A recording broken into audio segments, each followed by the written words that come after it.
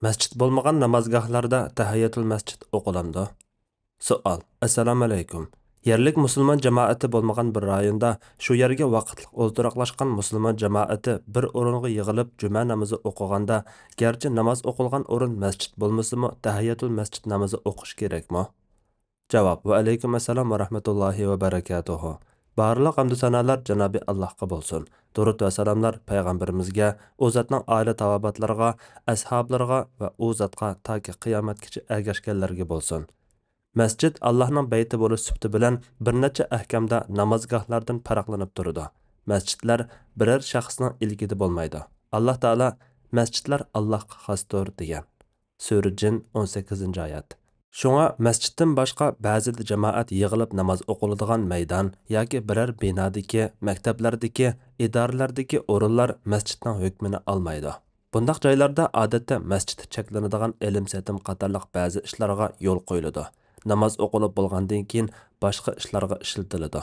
Odatda musulmonlar oz bo'lgan ba'zi joylarda shu yerga vaqtliq o'ltiraqlashgan musulmon jamoati biror uy yoki do'kon yoki shuningga o'xshagan joylarni tayyorlab yoki kofirlardan vaqtliq ijaraga olib, uningda hayit yoki juma, hatto 5 vaqt namozlarni jamoat bo'lib o'qiydigan ahvollar bor. Bu o'rinlar faqatla tegidan setib olinib, Alloh uchun vaqf qilingandala ondan masjid hukmini oladi.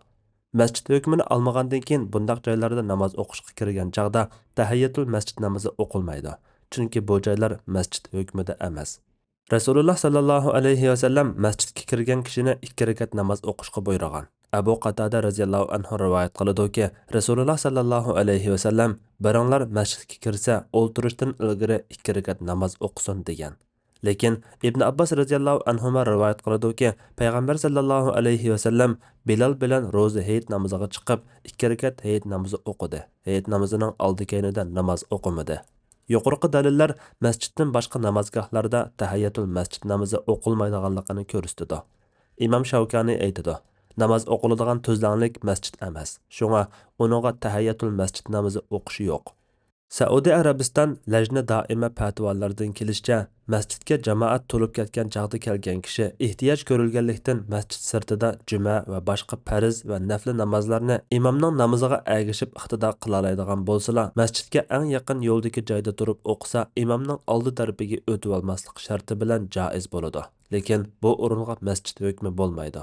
Bunaga asosan masjid to'lib ketganlikdan masjid sirti va atrofidagi ko'chalarda, yo'llarda, maydonlarda, binolarda namoz o'qigan ahvoldami tahiyyatul masjid namozi o'qilmaydi. Masjiddan boshqa namozgohlarda to'plashib jamoat namoz o'qigan ahvolda jamoat shakllanadi. Namoz o'quvchiga jamoat namozining savobi beriladi. Sahihayndagi hadislarning umum lavzi shuni ko'rsatadi. Masalan, Abdullah ibn Umar radhiyallohu anhuma rivoyat qiladi-ki, Rasululloh sallallohu alayhi va sallam jamoat bilan o'qilgan namozning fazilati yolg'iz o'qilgan namozdan 27 daraja ortiqdir degan. Yana bir rivoyatda 25 daraja ortiqdir degan. Alloh eng to'g'risini bilguchidir. Fatvoda Dr. Abdul Aziz rahmatulloh. Fatvolar majmuasi 1-tom, 44-numurliq fatvo.